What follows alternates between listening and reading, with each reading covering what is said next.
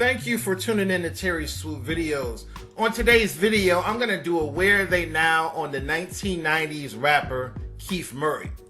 What I liked about Keith Murray is he was a rapper that wrote his own lyrics. He didn't use ghostwriters. He was a lyrical rapper. Not only did he write his own lyrics, he also wrote lyrics for other rappers. This is how talented he was.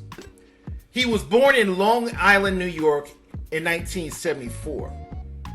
He got his first break in the early 1990s when he was discovered by Eric Sherman. And he signed a record deal with Jive Records, and he released his debut album in 1994. And the album was called The Most Beautiful Thing in the World. The album sold over 500,000 copies and sold gold.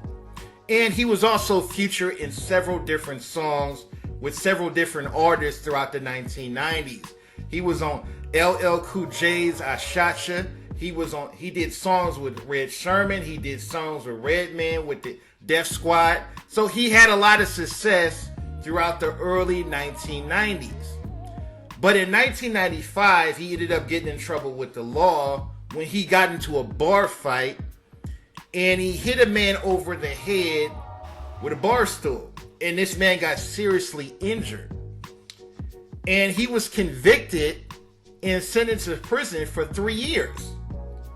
But he went on the run. He ended up going on the run for 3 years and avoiding capture. But he was still recording music while he was on the run from the police. He was still recording music while he was on the run from the police. But this is one of the things that really hurt his career. But because he was on the run from police, he couldn't do the promotion for a lot of his music. And this is what really hurt his career. His second album was released in 1997 called Enigma. The album peaked at number 39 on the Billboard charts.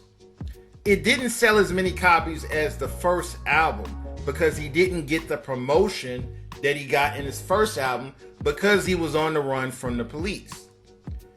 And then he releases his third album in 1998 called A Beautiful Thing. And when he releases this third album, that's when he turns himself into the police.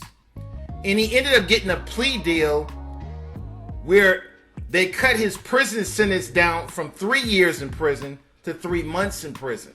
So after all of that time of being on the run, he only ends up serving 3 months in prison. But when he gets out of prison, Jive Records released him from his record deal.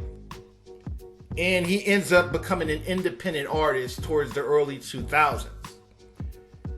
And when you're an independent artist, it's hard to get your music out there.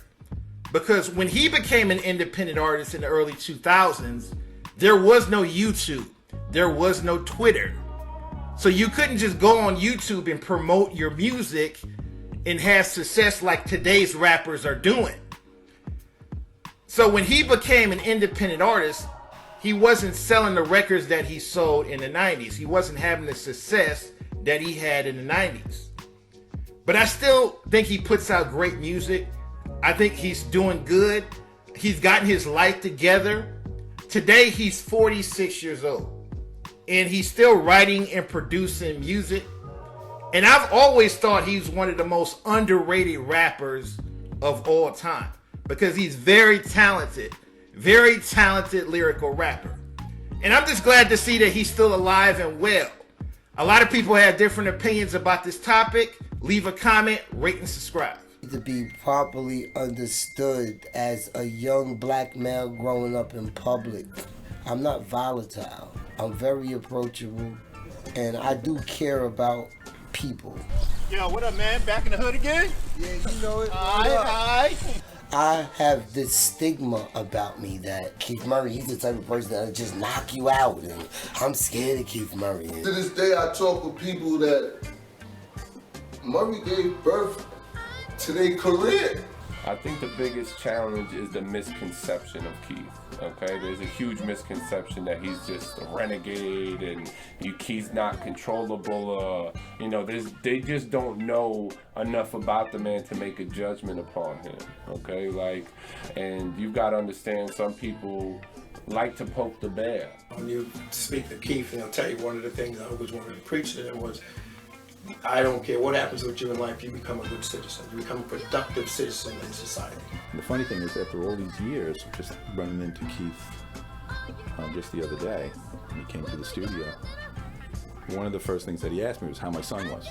You know, and I was, that type of thing, it was unexpected. It took me by surprise, but then when I realized who was saying it, you know, it made sense, because that's something that he would say.